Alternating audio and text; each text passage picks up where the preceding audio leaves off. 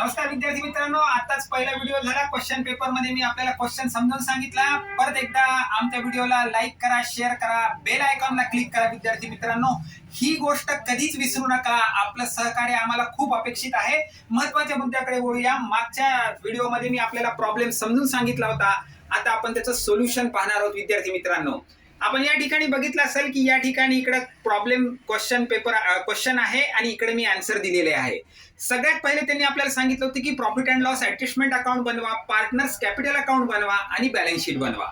तर आपल्या याच्यामध्ये विद्यार्थी मित्रांनो, आपण जर पाहिला तर पहिला ॲडजस्टमेंटचा पार्ट होता, the partner shall bring in ₹40,000 as is capital for 1/5 share in future profit and 20,000 as is share of goodwill.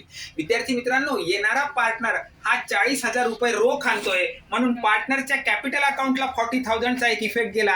By cash त्यांनी ₹40,000 आणलेले आहेत। ₹20,000 जे त्यांनी कॅपिटल आणलेले आहे विद्यार्थी मित्रांनो, ते ओल्ड रेशो मध्ये 3:1 इथे ओल्ड रेशो दिलेला आहे। येणारा पार्टनर जे पण काही गुडविल आणत असेल ते old partner are distributing it in their old profit sharing ratio. The old ratio is विद्यार्थी मित्रांनो 3:1 that counts to 3/4 and 1/4।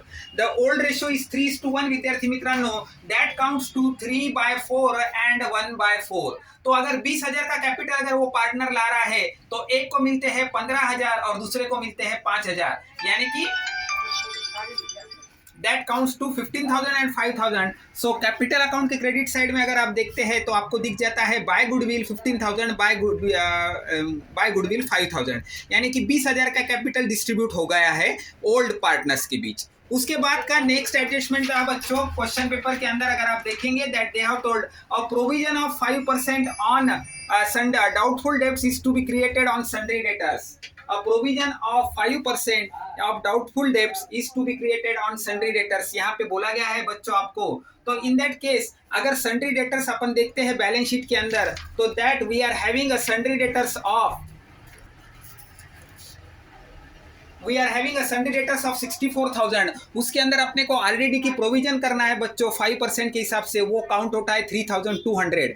Now being a provision it is a loss, we shall book it on profit and loss adjustment account debit side, that comes to 3,200। इसके profit and loss account को debit हो जाता है और sundry debtors में से minus हो जाता है। तो 64,000 में से 3,200 अगर माइनस हो जाते हैं तो आउटर कॉलम में आ जाता है 60,800। नेक्स्ट एडजस्टमेंट है बच्चों, stock should be appreciated by 5% and land and building to be appreciated by 20%। बच्चों यहाँ पे एप्रिसिएशन बोला गया है, डेप्रिसिएशन नहीं। रिवैल्यूएशन अकाउंट में अगर एप्रिसिएशन होता है तो उसको अपन प्रॉफिट एंड लॉस अकाउंट के क्रेडिट एडजस्टमेंट अकाउंट के क्रेडिट साइड में डालते हैं, और अगर डिप्रिसिएशन होता है बच्चों तो अपन उसको डालते हैं profit and loss adjustment account के डेबिट साइड में। अब यहाँ पे बोला गया है कि आपको स्टॉक 5% से बढ़ाना है और लैंड एंड बिल्डिंग 20% से बढ़ाना है, एप्रिशिएट करना है। स्टॉक का ओरिजिनल वैल्यू था बच्चों 40,000, उसको अपन 5% से एप्रिशिएट करते हैं तो वो 2,000 हो जाता है। उसका इफेक्ट आ जाता है profit and loss adjustment account के क्रेडिट साइड में 2,000, और स्टॉक में बढ़ जाएंगे आपके 2,000, आउटर कॉलम में आ गए आपके 42,000। Same is the scenario with the land and building. Land and building का ओरिजिनल वैल्यू था बच्चों अपना 32,000, उसको अपन 20% के हिसाब से 6,400 का अप्रिसिएशन किए, 6,400 का